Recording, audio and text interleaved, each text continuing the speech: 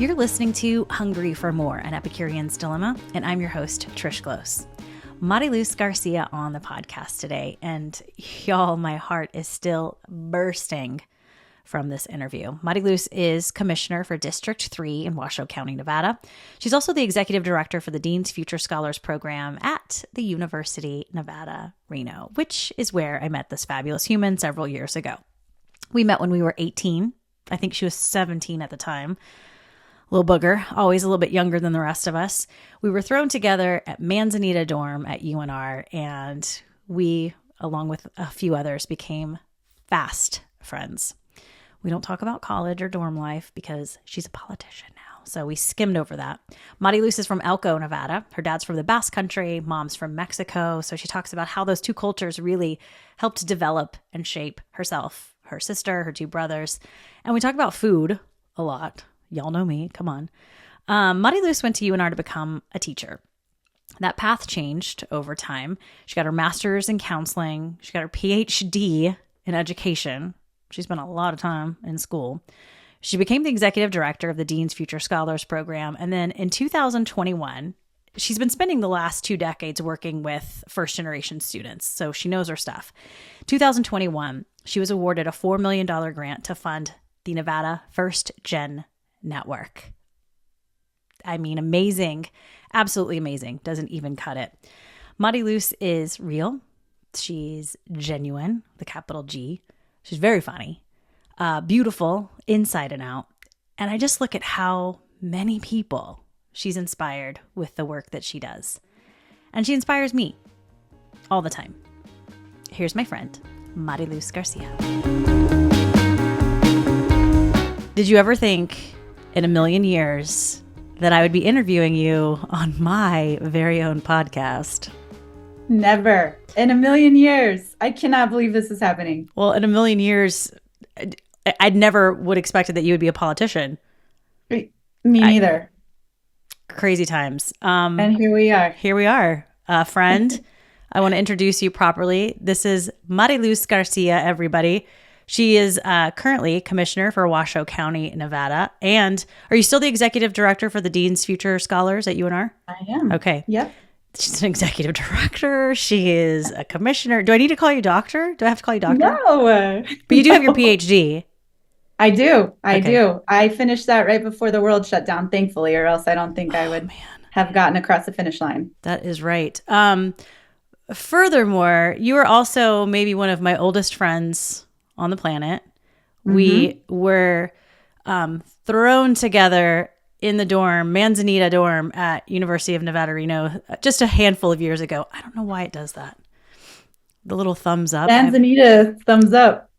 Exactly. I was room 202. What room were you? I was, I think, like 200 or 201. Yeah. We were neighbors. We were right next door. Yep. So I remember, first of all, I remember what you look like when I first met you. And I saw you, I was like, who is this gorgeous girl with great teeth? That was my first. But I felt like you starched your clothes or something. I don't know if it was like the Southern girl in you or you just ironed your stuff a lot. Maybe. But you wore a lot of Gap, remember? Yeah. Yes. And everything was just so tidy. And I was like, who is this woman? That was my first impression of you. Well, I think being from the South, you tend to be a little tidy. We're very tidy in all the things. I remember maybe because I didn't wash or I didn't dry a lot of my jeans. Remember you'd walk in my room and everything was like hanging up. I know, so they were really stiff. Very stiff. But this was great. Well, thanks, honey. I remember these like two gorgeous girls living right next to me. But I think looking back on it now, Manzanita is kind of, well, it used to be right when you enter kind of the campus, right? From like the city end of Reno. And it was the first dorm, brick, next to a pond. Absolutely, it was idyllic, right? It was just like, it was beautiful. Brooke, my very best friend from college, lived across the hall, which was very thankful for me. And then you and Lindy lived right next door. And I was like, how is it that the universe threw these chicks together and we got along so crazy good? It was wild because in addition to your starched clothing and your just beautiful demeanor, I was also very impressed by your music selection. I didn't even know what Dixie Chicks were, like I just I was into Rage Against the Machine at the time and the Beastie Boys, and I was going to Sublime. like punk. I was like in this punk phase, You were. going to shows in downtown Reno, and here you stroll in, like with breezy air in your hair, and I was just like, who is this woman? And we really were so opposite. All of us were just total characters, and the fact that we have almost 30 years later stayed in touch and stayed friends is just beyond me. It's heartwarming, really. But I mean, I think, we all clicked in different ways. Like Lindy and I would get together and cry and be homesick with the Dixie Chicks and James Taylor.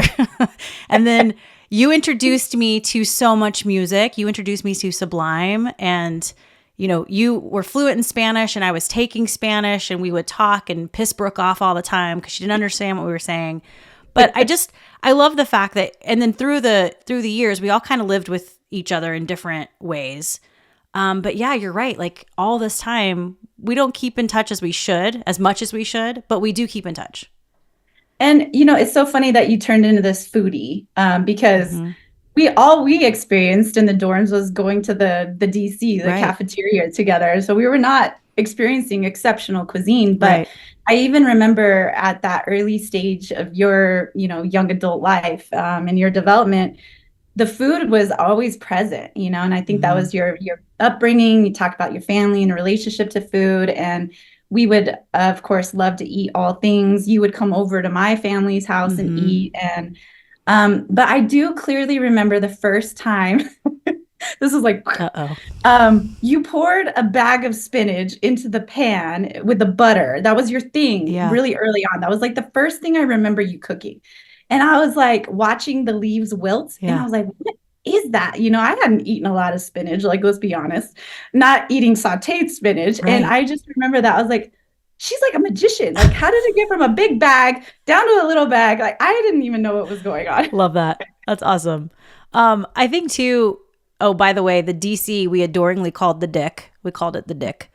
Let's go eat at the Dick. But I do love too, and I saw this within our dorm specifically, groups, right? Groups of girls that, you cling to each other that first year. And I still see them being friends now on Instagram and Facebook. And we're still friends, right? We're still this group. And so it's baffling to me, like, how does the universe know to put us together? Like, I think that's so magical. And I love the fact that you were next door, but let's be real. We were always in your dorm, always.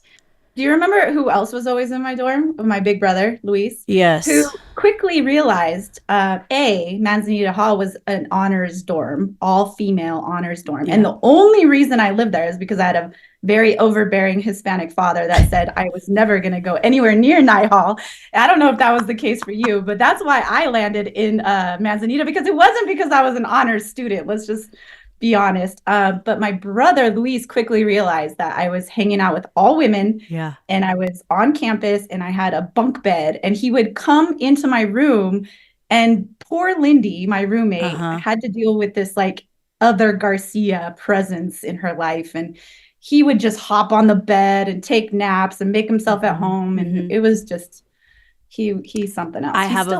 I have a vivid memory of Luis. We're wrestling because he's very much big brother for all of us. We're wrestling. He pins me and he starts tapping my forehead and he says, name 10 fruits, name 10 fruits, name 10, like tapping my forehead. Yeah. I'm like, I escaped my brother. Get out of here. I was like so mad. I'm like, stop wrestling with me. I know. Thanks for taking the heat from me, because that's what I grew up with. Yeah. Middle child syndrome. Well, let's talk about growing up a little bit and your connection to food, because it's huge in your family. Where are you from originally? I was born and raised in Elko, Nevada, teeny tiny town in northeastern Nevada. And my parents just, I don't know how they ended up there. My dad from the Basque country, Elko, Nevada. My mom from Mexico, Elko, Nevada. That's where they met. Crazy.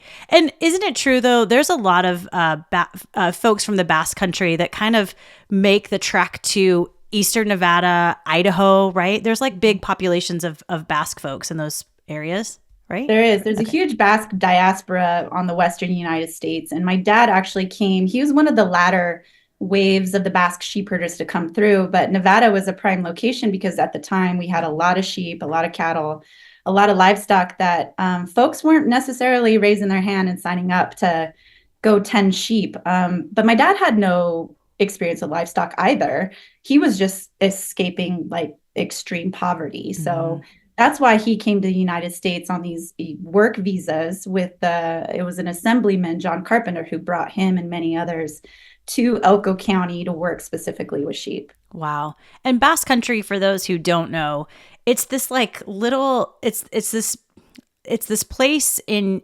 you describe it for me. It's just it's magical, right?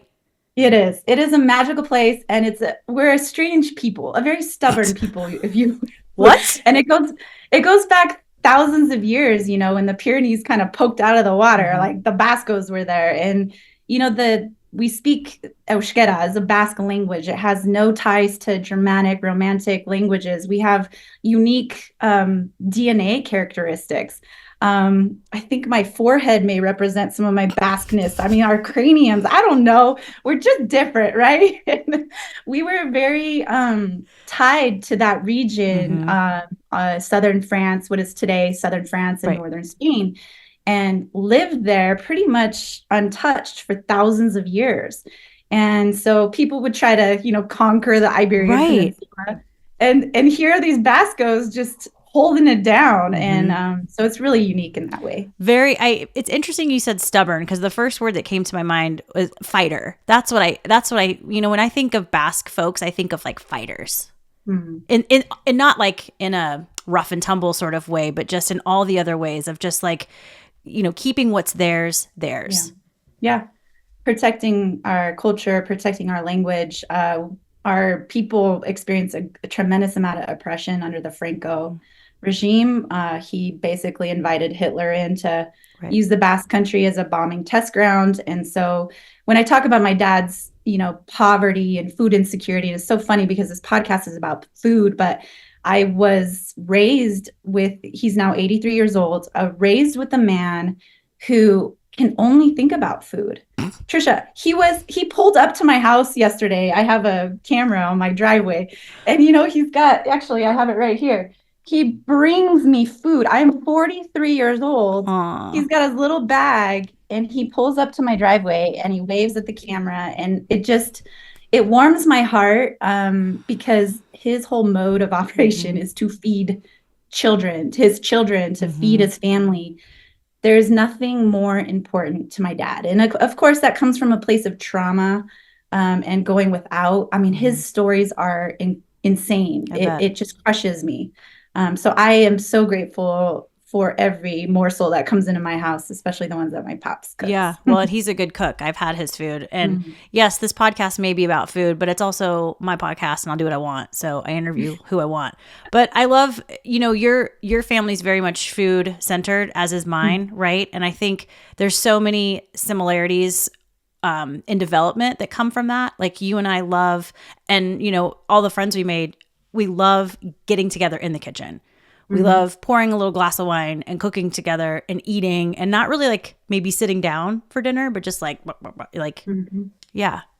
Yeah. And I think like it's kind of a progression of the night. And I think, drinks, cocktails are also a really important part of our culture. And in the Basque culture, we have, what the kids drink, the calimocho, which you became very familiar with in college. Very, very which much is, so. it's a big glass of ice, and you pour it up 3/4 with red wine, and Carlo Rossi Merlot, the table wine, is actually the tastiest. Yeah. So you need 3/4 wine and then a little splash of Coke, and some people put a little wedge of lime on it, but it's just refreshing, and it just kind of sets the mood. And another classic drink, Basque American drink, that was actually invented here in the United States. If you go to the Basque Country and mention it, they won't even know what you're talking about, but it's the pecan punch. And that was a cocktail that I think came about from California, and it's with a myrrh and brandy and a little grenadine. Yum. And that drink is pretty special. And it's funny, when you got to come visit Reno again. It's been a long time since you came and came and visited us, but it's funny, you hear bartenders. This just happened a couple weeks ago, arguing, like, well, how do you make your pecan punch? And it's like this, if you don't know how to make a pecan punch in Reno, Nevada, Washoe County, you're not that cool if you're a bartender. And B, there's some really strong preferences. And so it's such a regional Basque American thing. And I think Nevadans have really come to love that cocktail, which kind of just sets you into the mood to enjoy the food. I love that. I love that. But your dad came, do you know when he came to Nevada, to Elko? Oh gosh, it was early 60s, like 61, 62. Okay. And he was like 19 or 20 years old. And he didn't speak a lick of English. Yeah. They put him on an airplane. I think they put a sign over his neck, literally, that said, like, I don't speak English. And then he's got some crazy stories. Jeez. But he was a sheep herder. Was it in Lamoille Canyon? Was it? Yeah. So we have this beautiful mountain range called the Ruby Mountains. You've been there. It is such a special place because Nevada is a high desert, a lot of sagebrush. It's the most mountainous state in the continental U.S. And we have these mountain ranges that run north-south, and there's just hundreds of them, right? Yeah. And there's this one special range that just has been coined, the Alps of Nevada. I forget all the nicknames. It's so craggy and unique and glacial, and there's just beautiful aspens. So the colors in the fall, there's snow, the lakes are just icy cold. It's just pristine. Yeah. People love it. Yeah, it's beautiful. And met your mom, the Mexican princess. She was young, right? She was. Oh my gosh. My dad, yes, total cradle robber, because he's like 14 years older than my mom. And he's been, like, mind you, he's been in the mountains, taking baths in cold creeks, hanging out with his dog, horse, and sheep. And, they come down to the ranches in the wintertime and work. And he had some friends, other Bascos and some Native American folks that he would hang out with. And he comes down to town and he actually meets my grandparents first, like in an English class, like ESL or something. So my dad saw my mom and was like, that is a pretty girl. And she was a girl. She was super young. And she's still beautiful, but I've seen pictures when they first met. Oh my God. Gorgeous. Yeah, so he came across her again later, and it was like they fell in love and got married pretty quick. Had my sister, I think, within that first, year of being together, and 4 kids later. And guess what? They're celebrating their 50th anniversary next summer. Oh my gosh. That's just the sweetest thing ever. And there's still. But when I asked my dad what the advice was for a long marriage, and he's like, you just shut up. You just shut up. And I'm like, Papa. And my mom just like elbows him. So I was like, maybe he's right. Yeah, just shut up. In Elko too, like, I want you to talk about Elko because it's a small town, but it's very charming. It's a very charming little place in Eastern Nevada. It's about, geography, like, what would you say? How far from Reno? 4 hours? 4 hours in the car. We're like geographically between Reno and Salt Lake City. Yep. And then to the north of us is Boise, Idaho. Gotcha. So growing up in Elko, what was that like?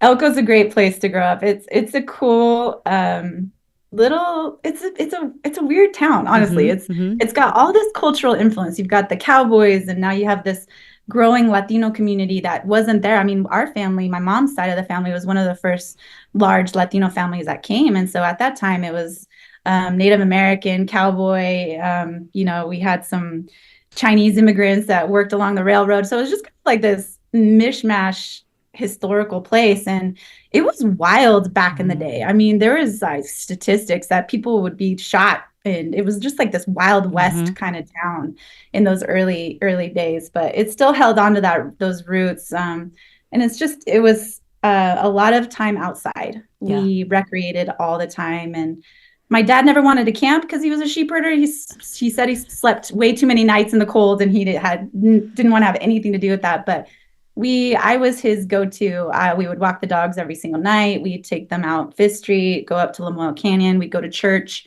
and then pack up a picnic and then go eat in Lamoille Canyon and just enjoy being outside.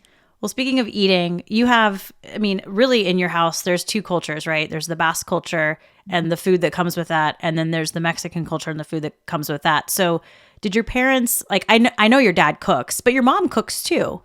Yeah.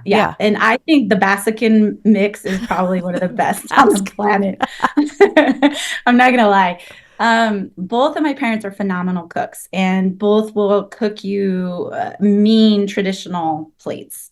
Very authentic, just mouth-watering. But my mom is more adventurous. She's dipped her toes and dabbled with different types of cuisines. She's kind of gravitated towards like a gluten-free diet as she gets older and is struggling with arthritis. So she's really one that will cook and understands the healing benefits of food. And so especially in the last probably decade, she's really branched out and brought a lot of things forward, but they're both fantastic. I remember your dad would always, not always, but like special meals maybe would be lamb roast. Oh yeah. Lamb, yeah, a lot of people have this like perception of lamb. It's like, oh, I don't like lamb. I don't like lamb. And then when my dad cooks it, they're like, oh my gosh, this is incredible. Not gamey. It's just the way he does it is just perfect. Yeah. And then I remember your mom making, and this is what's interesting to me. And if I really look back, I watched my grandmother's cook and I watched my family cook. And I think that's where so much education comes from. But I remember watching your dad make a lamb roast and he would poke garlic in, right? Yep. And then whole peeled potatoes, and correct me if I'm wrong, but I just remember whole peeled potatoes all around. Yeah. And then I watched your mom, I want to say it was maybe enchiladas or something, and she was dipping the tortillas in the enchilada sauce. Yeah. And I was like, Letty, why are you doing that? Like, explain this to me, because it didn't make any sense. And so I think we get so much just by watching the people in our family make food. Yeah. You were always hovering in the kitchen now that I see it. Always. I mean, I'm shocked.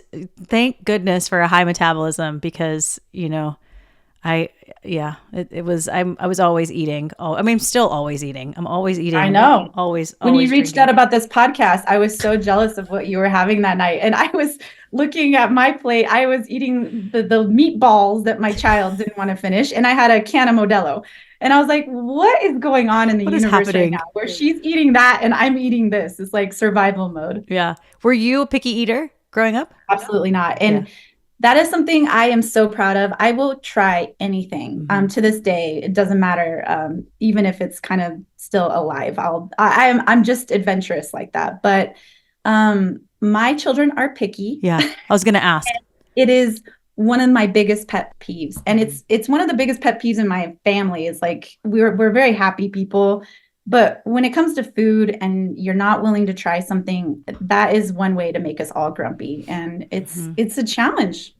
Yeah. I have nephews, and one of them, he's better now, thank goodness, but so picky. And I'm like, he's like chicken nuggets and French fries. And I'm like, homie, do you realize there is a whole world out there of cuisine? And it honestly, like, I think I salute parents who expose their baby babies to spice and garlic and onions and heat and all of these different things, because you have to start them young if they're going to develop that palate. Yeah, I know. My mom makes this Basque dish called chipirones, and it's basically squid in su tinta, and it's. I love to mess with my kids because I'll just take a mouthful of that and my teeth are all black and they're just like, you are eating that? You're eating stomach lining, and I love it all. And my parents love me. I mean, we're always like, we're very competitive children, or like, who does mom and dad love the most? And usually Luis and I are like, third or fourth place. We never make it to first and second place. But the one place I do rise to the top out of my siblings is I'm a great eater. Yeah. Great eater. Yeah. Terrible cook, but great eater. I don't know. No, you introduced me to taquitos. Well, girl, that's the only thing I can make. But they were damn good. I made some on Saturday night before the Canelo fight. I dream about those taquitos sometimes. So growing up, it was Mella's the oldest, and then Luis, then you, then Victor. Yeah. Yeah. And did you guys, I feel like you guys got along fairly well. We're super tight to this day. And in fact, it's been this last year where I've looked around and realized that we're in this perfect spot in our family. My dad is 83. My little brother just had a newborn. She's a couple months old. And everybody in between is healthy and happy. And we get together so often. Like I said, we had a big get together potluck on Saturday night. My mom made tinga tacos. I made taquitos. We had rice and beans and nopales and all this yummy food. We get together and just enjoy each other's company as much as we possibly can. And it's always centered around food. Always. Yeah. That makes me really jealous. Not only because I couldn't be there, but because I can't do that with my own family as much, you know, like there's just something really special about a family that's not so big, right? But it's big enough, and you all get along. Everybody is in the kitchen. You're all cooking. You're all eating. Like that shit warms my heart. I love it. Yeah, and there's always like some wrestling WWF stuff going on. Like I was wrestling with my nephew, and now my neck's a little stiff, so maybe I'm blaming him. You're getting old. You know that, right? We're both getting old. I know. What is up with that? I don't know, dude. It's weird, but I don't know about you, but I still feel, I feel like I'm in my late 20s, early 30s. Yeah, I'm super immature. Same. Still to this day. Like, and I think it keeps you young when you feel young, when you think young, you have energy. I got to keep up with a bunch of students. I got to keep up with a bunch of kids.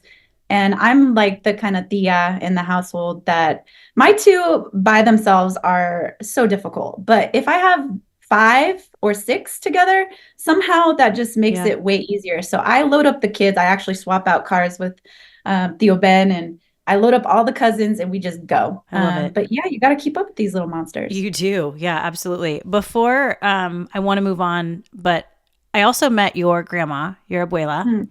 And I remember, I think we were at her house and she made chili verde. Yeah. Does that sound right? Oh, yeah. My God. She was a mean cook. And that woman, I've written like college essays about, and I even did a op-ed, even to this day, her house, her cooking, her presence has shaped me in so many ways. And it's, I just remember the sliding glass door to her house in Elko. Remember that? And I just wrote this in an op-ed about senior isolation last year for the county because we oversee senior services. And it took me back to that place because when you opened up the sliding glass door, you would just get hit in the face with all this like amazing home cooking. And her presence is like, she wouldn't even see who was coming at the door, but she's like, véngase, come on in. And she would just welcome them before. I was like, I could be a murderer right now. And you have no, she did not care. She's in the background like, pásale.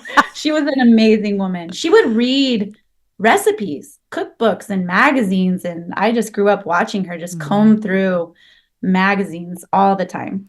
So there's a funny theme in a lot of these interviews I do. And it all comes back to like grandparents. Yeah. And especially grandma, and I know you had a very special relationship with your grandma.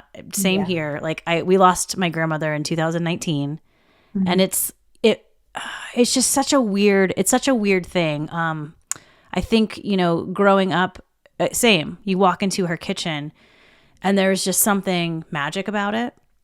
And when she passed, I told her, I said, the only thing I want from your house, it was this huge cast iron pot, like a Dutch oven. Yep. And my mom sent it to me and I opened the lid and I put my head in it and I just sniffed it. And I was like, I started bawling and I'm like, I'm in her kitchen. Yep. I'm back in her kitchen again. And, I've interviewed so many people and I said, what is it about grandparents? And I think it's because they can like be up here and look at the relationship from a different perspective. I don't know. I think there's something very special about the grandparent, grandkid relationship. Oh, totally. Totally. My grandma was the matriarch of the family, and it's just never been the same since she's been gone. And, I was with her when she took her last breaths and people were kind of coming in and out of the room. And it was very weird. I'll really quickly, I don't know what people believe and everybody's different, but my grandma was unresponsive and she's, dying at home basically on hospice. And I went over there and knowing that she is, a Latina, I knew her eyebrows needed to be put on. Her hair needed to be put on in some chinitos. And so I went over there. She's unresponsive. She's not talking to me, but I went and got her favorite lotion and started rubbing her lotion. And I was talking to her. I put on her eyebrows. I put her little hair in the rollers and I tidied her up. My mom had just kind of given her a sponge bath. And I spent a lot of time with her. And then I was always obsessed with her hands. I don't know if you remember, remember in college, I had that photo project for art class and I went to Elko and I photographed her hands. I was obsessed with this woman's skin. She had incredible skin. And I was, rubbing the lotion on her hands. I was like, I'm going to grab a rosary and take a photo because I had done that in college. Trish, I put the rosary in her hand, snapped a couple of photos, and within a couple of minutes, she took her last breath. And it was like, to me, and I saw it happening, it was like this Viking send-off, almost like where I had prepared her and she felt comfortable, she felt at peace. And at the minute that rosary touched her hand, she took her last breath. Ugh. Yeah. Ugh. Yeah. Wow. So grandmas, yes, I feel you on the. Yeah. No, it's really special. Very similar. My papa passed away about, I want to say it was like 9 months before my grandmother. So in 2019, we lost both of them, but we had moved him to hospice and he had been unresponsive. He'd had several strokes. And every time I went to go visit him, he didn't even know. I mean, maybe he knew I was there, but I felt like he didn't know I was there. And I was leaving, coming back home. And I knew it was just going to be a few more days. He was going to be alive. And he had a bath, which was his favorite thing. And he's all cozy in his bed. And I'm leaving. And I just, I touch his hair and I touch his face. And I just say, Papa, I love you. And for the first time in years, he said, I love you, Tootie, or baby, or whatever he called me. He used to call me Tootie. He said, I love you. And I was just like, that's it. I'm good. Wow. Like, I just wanted him to know, I was there. And I think, I don't want to get super emotional, but I just do think, I know your grandma knew that. Oh yeah. Yeah. She was ready. And we're so grateful for the memories. It's not the same. She used to sit with her little traguito and sit on the couch and watch the kids wrestle around. And so her presence is missed greatly, but we're trying to preserve that essence she always had is like, let's get together, let's eat, let's enjoy each other's company. And we're not here very long. So we got to make it count. Amen. And we do the same thing. We lost this matriarch, but we know she would want us to get together as much as we can. And so we try to do that once a year. And we always, give her a cheers and to Granny. So I love that. Grandparents are so, so important. And my grandma loved you. Hola, Trisha. Hola. Like, who's that obnoxious friend you brought back? And you speaking of the Dutch oven, I think you are the one that introduced me to grits. Oh, probably. I was like, what the hell are grits? What are grits? Also, we have to talk about your dad for a second because I spent a lot of time, my family was in Vegas at the time. And then later in college, they were further away. So for some things, I just was like, if you guys were going on a trip, I'm like, can I come too? But your dad used to call me sometimes borracha. which means drunk girl. Like, listen. Well, it was not too far off. So I don't remember whose car we were in, but we were going to maybe Sacramento, which we went to Sacramento a lot. But we were in, I don't remember whose car, but your mom's sitting up front. It's summer. It's middle of summer. Oh God. But do you remember at first your mom's sitting up front? I think she's got like a sweater on and another sweater and she's turning down the AC and the three of us are in the back. We're dying. Like we're just dying. We're so hot. Then we stop somewhere. Augustine, your papa, locks the keys in the car. Yes. Oh my God. I totally forgot about this.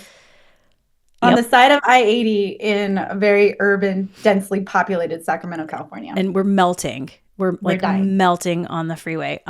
He locks the keys in the car and it's the door had the little numbers on it.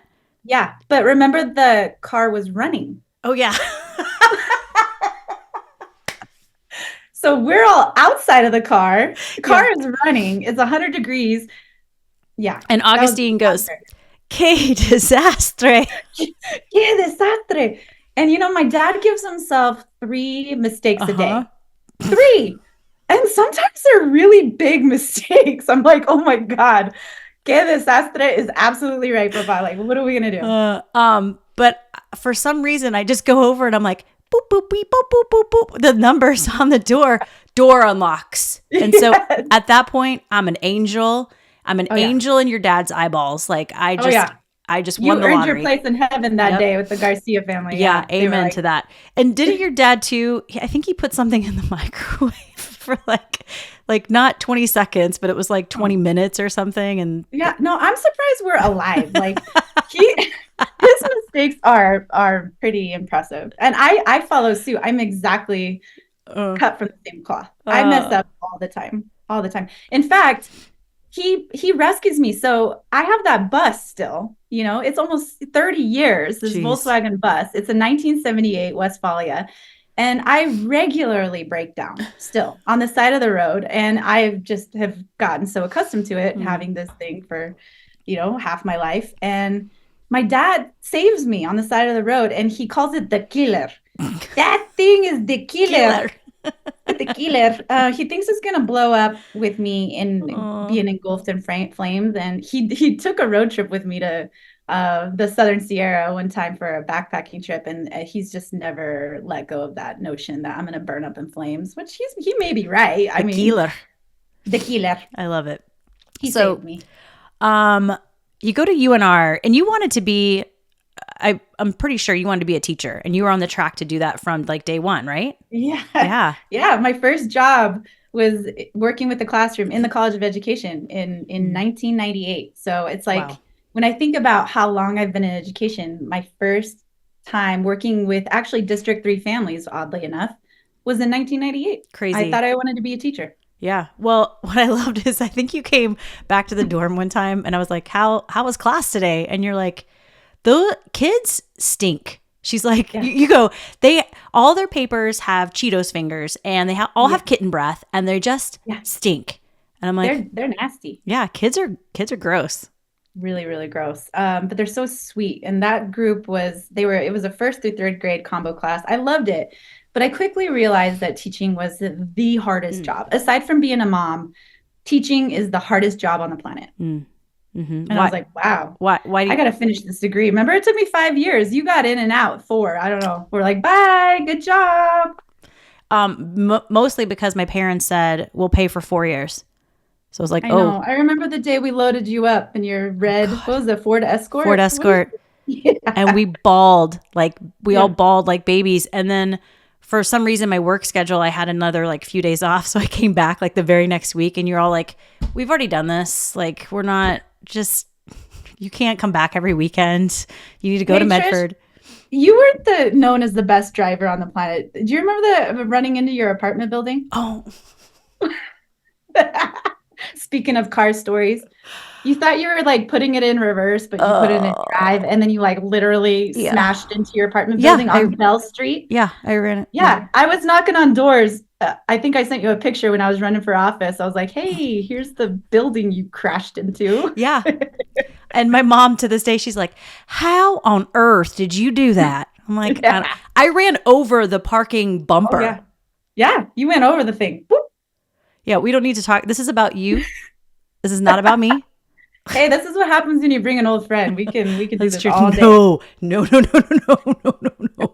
We're gonna skim right past all of that stuff. But why would you say teaching is such a hardest job? It's you do it because you love it, and then it's just so many mandates and so much. Mm-hmm. It's just tough. It can kind of stifle your love and your creativity at times. It's very stressful, the accountability, the pressure. Mm-hmm. It's I think we saw during the pandemic that, they were revered as essential workers, and teachers were put on this pedestal, oh my gosh, look at you, you adapted. Yeah. You went to Zoom, and then how quickly the tables turn again.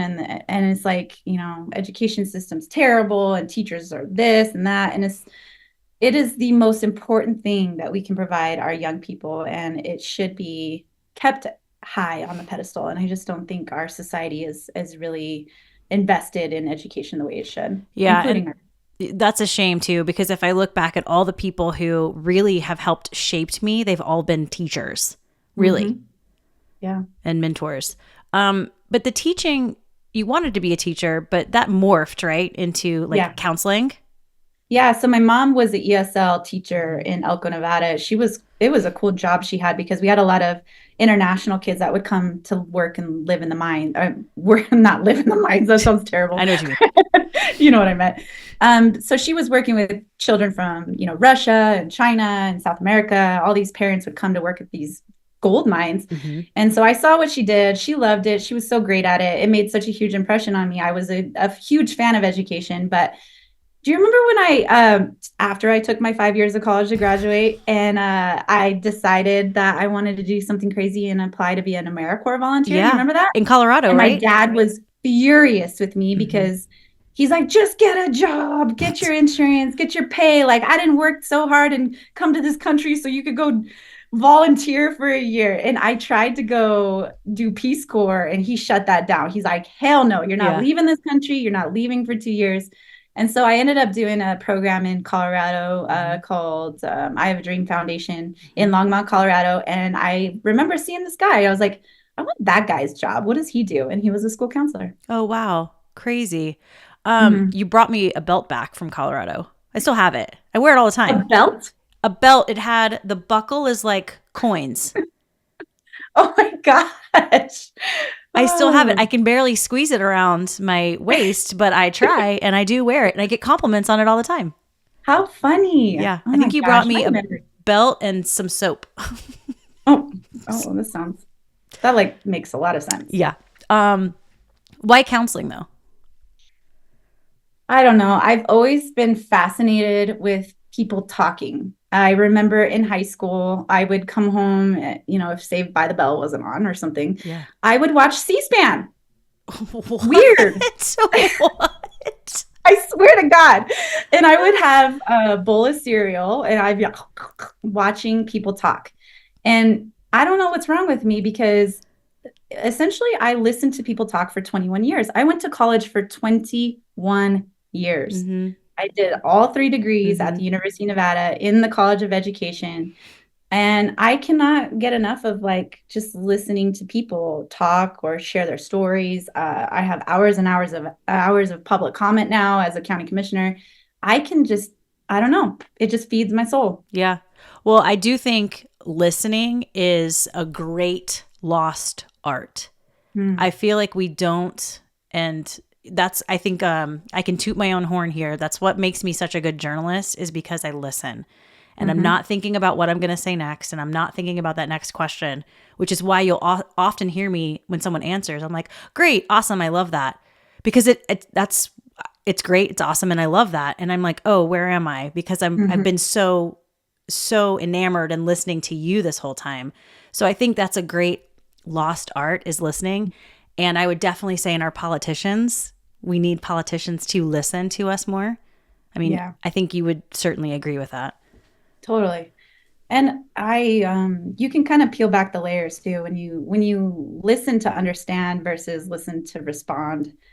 There's, I don't know, people give you these windows into what they've been through, maybe, previous trauma, experience. They're the context from which they operate from. And I think it's fascinating because on the outside, we all kind of march around thinking that, we see things maybe from a similar perspective or vantage point, but we don't. We are totally independent and unique. And we have to peel back those layers sometimes because it's not always what you see is what you get.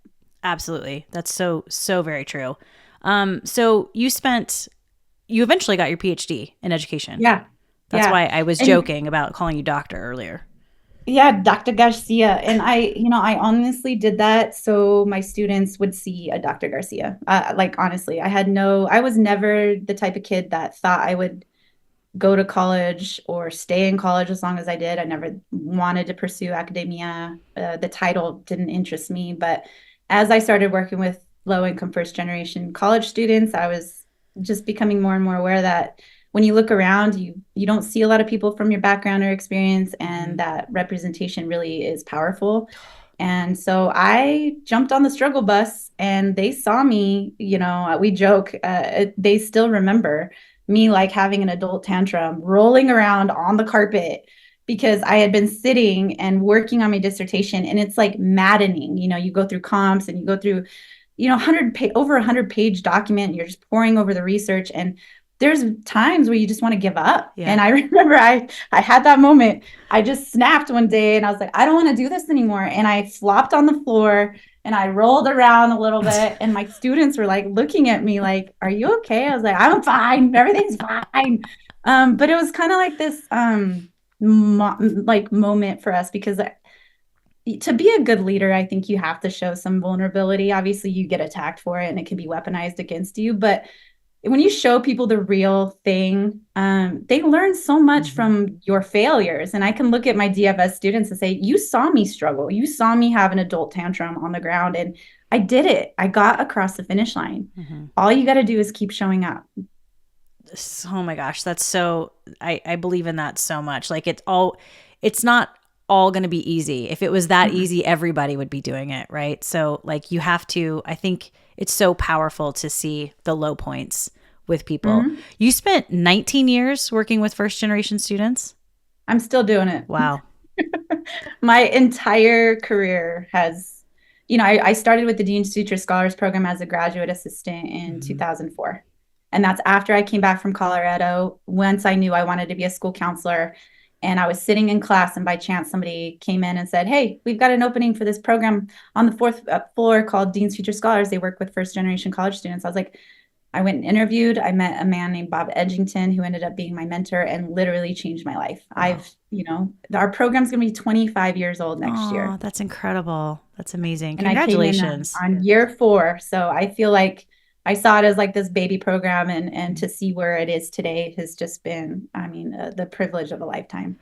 Do you see, obviously, is there a difference, I guess, with a first generation student? And I guess just to maybe explain, it's the first person in their family to go to college. Yeah, and the way it's defined, there's a lot of different definitions, but the definition we kind of adhere to is neither parent has earned a bachelor's degree. Okay. And that goes for even international degrees, because we have a lot of students that come from different countries, Central America, Mexico, where the degree there doesn't actually translate to the United States setting. So they're really kind of left at a disadvantage even. So it's, my mom, we all kind of went to college at the same time. Do you remember? There was 5 out of the 6 of us were going to college at the same exact time. My dad was losing his mind. My dad, mind you, had an 8th grade education. Yeah. So it's a hard thing to pitch to a guy who all he knows is work. He started working when he was like 10. And for me to be like, guess what? I'm going back to school. Right. He was just like, I'm going to murder you, child, because I want you to get that, that sense of stability. He wanted us to have that upward social mobility. And he did not trust me, decade after decade, continuing this work. But I think now he gets it. Sure. Well, I look at do you look back and look at all the students that you've helped get somewhere? Yeah, my sister did that for me. So right before I met you, we took her to San Francisco and dropped her off at her college dorm. She was so smart and so talented. She got a nice scholarship to attend the University of San Francisco. So we loaded up the Aerostar, no, it wasn't a bus. It's an Aerostar van, piled in there, and drove to San Francisco and dropped her off in this place. And I was like, it had such a huge, profound impact on me, that memory. And I was like, where are you going? I was like, bye. We helped her unload her stuff. And I had no concept of what college was at the time. And I tell her all the time, I'm like, sister, if you wouldn't have done what you did, I wouldn't have done what I did. And that ripple effect wouldn't have happened. Crazy. That's awesome. In fact, you worked on this grant, right? That funded, let me see, the Nevada First Gen Network. Yeah. $4 million grant. What? Yeah, no, relationships matter. And there was a senator, Nevada state senator, who I had come in contact with through the university setting. And she was she was a first gen student herself. And she would pop in regularly and, hey, how are your graduation rates? How are your numbers? How's the program going? So I'd send her all this data and reports, and we just kept in contact. And I got this phone call one day. It was during the 81st legislative session, I think it was. And it was in the last couple of days of the session. And she called me and said, I got you $4 million. And I was like, well, first of all, I almost passed out. Sure. Like I almost fell backwards. Didn't ask for it. It was part of COVID relief package. And we were the last bullet on that particular bill. And it was to direct $4 million to the Dean's Future Scholars Program at the University of Nevada. And I was in the shower actually thinking about what am I going to do with this? And all great ideas come when you're in the shower, Always. You're driving, you know? And I said, you know what? I'm a rural kid. I never had a DFS program in Elko County. I want to give a large chunk of this to the rurals. And so I created this kind of umbrella organization. I knew that, you know, we had $4 million to work with. We had about 3 years to get the job done. And one of the biggest initiatives we did with that is we started a microgrant program, and we gave over half of the 4 mil away to other zip codes, other communities, other first gen initiatives that just needed that extra support after the pandemic. Sure. Because if you don't, I mean, you know, and I know college isn't for everyone. I totally understand that. But a lot of these kids don't even, it's not even a thought. It's not even, the opportunity doesn't even exist. So when you present them with this opportunity, I mean, doors open up all over the place. Totally. And we want to expose our kids to a lot. I mean, college isn't for everybody, but there's a lot of great 2-year programs, 1-year programs that can be found at community college. There's apprenticeship programs. There's so much out there that a lot of times you just know what you know. Like in my case, I saw my mom as a ESL teacher and I saw my dad as a carpenter. And it's so funny because, you know, the females gravitated towards education and the brothers kind of gravitated to what my dad did. Mm-hmm. And we are so much, to your earlier point about our grandmas and grandparents having an influence, our parents are too. Sure. And so if your parents are low income, have a 6th grade education, and are working, you know, in hospitality or in construction, that's pretty much all you know. So that exposure coming from the school setting or coming from nonprofits is really a critical need. Yeah, it is. Well, I just want to say congratulations on all of the amazing work you've done. You know, I think Brooke and I had a conversation. We talked on the phone. It was probably in 2021. And she goes, do you know what Mariluz is doing? And I'm like, I mean, yeah. She's like, I don't know, kicking ass at UNR. I always see pictures of her with Paul Mitchell, who's my mentor. Yeah. And I'm like, yeah. So she's like kicking ass up there, right? And she's like, she got a $4 million grant. She goes, I just cannot believe our friend is so, and I'm like, all right, I need to. So I like hopped on the computer and I'm like, Mariluz Garcia, $4 million grant.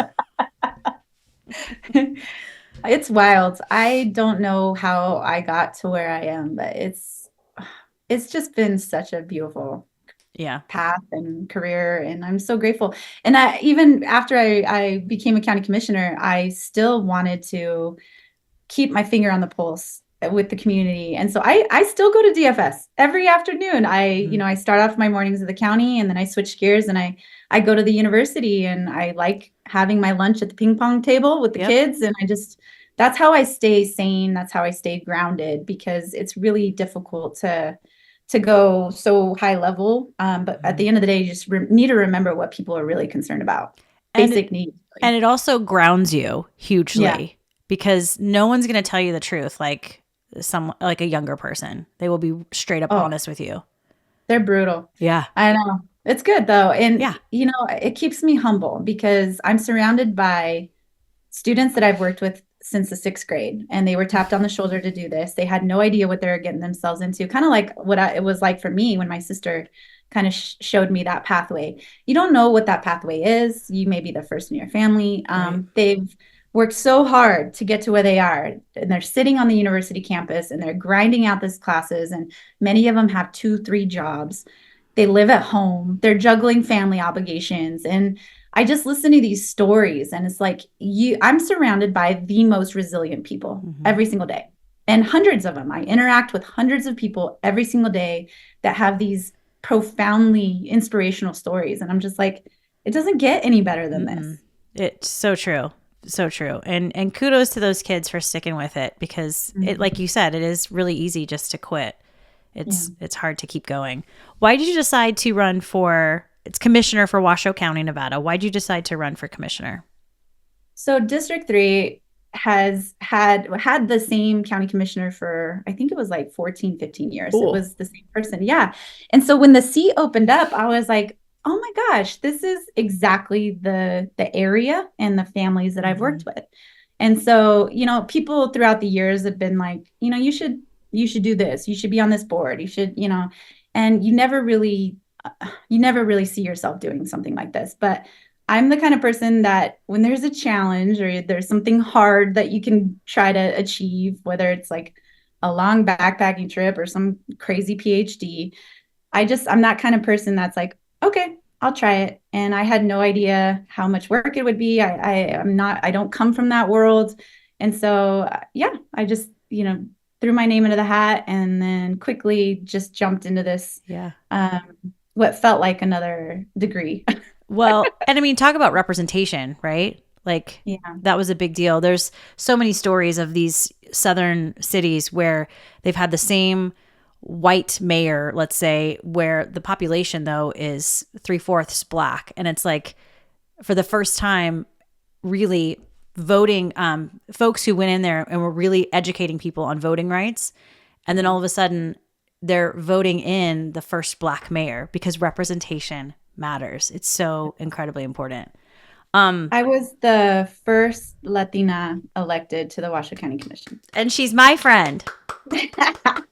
And it's crazy because I can look at my dad, who had an 8th grade education. Both of my parents are immigrants. And in one generation, I say this all the time, it's like in one generation, you can have a parent that had an 8th grade degree or 8th grade education. And fast forward, you have with education, the opportunities that education brings can open up doors so that your path forward can look like this. And it's incredible. And I don't take it for granted. I know how hard my parents worked. I know how hard my grandparents worked, but it paid off.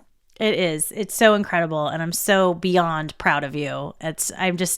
I think it's just so stinking awesome. I call you doctor and commissioner. I also read really quick, I read somewhere, I don't know if this was on one of your websites, but that you ran because you didn't want the spotlight. And I was like, well, that's true. This girl does not like the spotlight at all, you.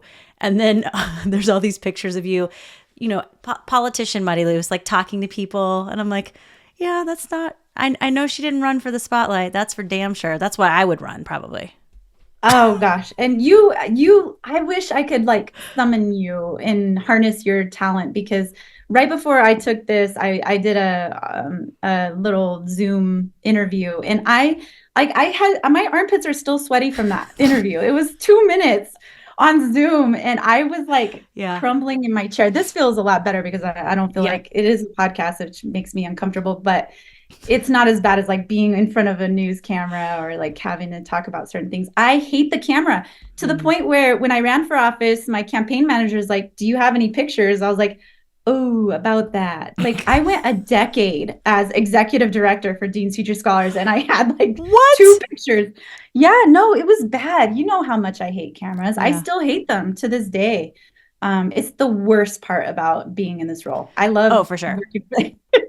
It's the worst. Where I'm different because someone goes, do you have a headshot? And I'm like, yes, I have this one outside, this one in front of a fireplace. Here I am in the vineyard. I have wine in this hand. I have one without wine. Yeah. Oh, I can't help it. I need media training, girl. I just told the folks before this, it's a real area of struggle for me. And my goal actually this year is to be less awkward. And it's not working. I'm trying really hard. Well, I'll help you as much as I can. But for real, I feel like as I get older, when I'm nervous, I not only get like pit sweat, but the butt sweat. Where did this come from? What? What? I don't know about the butt sweat necessarily. But it's not good. You know what my problem is I black out. I have no recollection of what I said. And I was like, how do I fix this? This is... I think you're doing all right. Alter ego has something to say. I think you're doing all right. No, I was emceeing some event, and I was like, this makes me nervous. It was an event that really does actually make me nervous, and I wanted it to be perfect. And I was like, the butt sweat right now is for real. And all the women in the audience were like, woo! So we're getting to be that age. The biggest event I emceed was last year. It was like, I don't know, 700 people in one room. And we had the president of the Las Vegas Raiders, who I fangirl over, Sandra Douglas Morgan. And she's just incredible and very intimidating, even though she's super nice. And so I'm introducing her and I misread something as like, she comes from the 1900s or something. I said something about her coming from the 1900s. And everybody started busting up. And I was like, but look at her skin. She's got great skin. Nice. But I don't know. I definitely black out in moments like that. I'm like, oh boy. It's not easy. It's not easy. No. But I think you're doing all right. We're going to wrap up because you're a busy lady. So we're going to wrap up and get to the final three. But I just want to say my heart is like bursting right now. Same. It's just same, girl. Love you so much. Okay. Best advice you've ever been given. Best advice comes from my mama. She always said anything in moderation. And while I never really always took that advice because I go hard, go big or go home, that has always stayed with me. Nice. Don't overdo it. And did you hear that a lot growing up? Oh, she still says it all the time. I love her. Anything in moderation. Love it. What's your happy place? The Rubies, the Lamoille Canyon. I want to, like, when I kick the bucket, spread my ashes up there, come say hi to me. I know exactly where. I told my kids, they weren't paying attention, so I had to tell my sister. I was like, listen, my 10 and 9-year-olds weren't paying attention, but this is where I want to be buried. Nice. And we didn't even touch on this, but you're a big hiker, camper. You love it. I love it. Love being outside. Keeps me sane. Yeah. But I mean, you go on like some serious trips. Yeah. The longest one was 220 miles, 20 days. Was that which trail? The John Deere Trail. That's what I was going to say. Okay. Yeah. I think on a couple of these trips, you're like, Trish, do you want to go? And I was like, nope. You're smart. No. Nope, not at all. In all things food and drink, what do you crave? What always sounds good? Vietnamese spring rolls. Oh, yes. Every single time. Why? Every single time. I don't know. And you know what? A lot of Latinos like Vietnamese food. Huh. You go to these Vietnamese restaurants here in Reno, and it's just full of Latinos. Big old soup, the broth, all the so good chili. Yeah. Kill me. Yeah. Kill me. My favorite. Chilaquiles too. I mean, chilaquiles are my fave. Nice. Mm-hmm. I did want to mention one thing with Basque culture, food that I love is family style. That's a big deal, right? Yeah. Same in my Here house. in the United States, you can go to a Basque restaurant and sit next to a stranger, and there's 5, 6, 7 courses that come out to you, and you serve it from these platters, and you just enjoy that way. The best. And the French fries. There's always I know, and that again is an American thing where in these old ranch houses like where my dad stayed. My dad lived at the Star Hotel, and they would bring the sheep herders, the boarders down to the salon, to the room, and they would eat together. So it became Americanized with, the French fries and the spaghetti and the beans, like some of that stuff you don't see in the Basque Country when you go. By the way, the Basque Country, San Sebastian, it's one of the best foodie capitals of the world. So we should plan a trip. Okay. Done. Let's go. I'm ready. We'll podcast from Donosti, San Sebastian. I'll need to brush up on my Spanish. It's a little dusty. I'm going to let you go. This has been so fun. Just please know I'm always, always pulling and rooting for you. You amaze me. Same, woman. You retired. I went to your retirement and I was like, how can this beautiful, talented woman already have such an impressive chapter behind her already? And look at what you're doing now. And you glow because you love what you do. And in life, I always admire the folks that can actually pursue the things that they love. So congratulations to you and your amazing family. And thank you, love. Yeah, I think it's so important to keep writing your chapters, right? Like keep kind of evolving. So this has been beyond delightful. Thank you so much for opening up and sharing. And it was so nice to connect, even if it was in a podcast. I know. I love you, girl. Love you more. You've been listening to Hungry for More, an Epicurean's Dilemma with me, Trish Close. You can watch this podcast and subscribe on my YouTube channel. Just search Hungry for More, an Epicurean's Dilemma. You can also listen and subscribe wherever you like to listen to podcasts.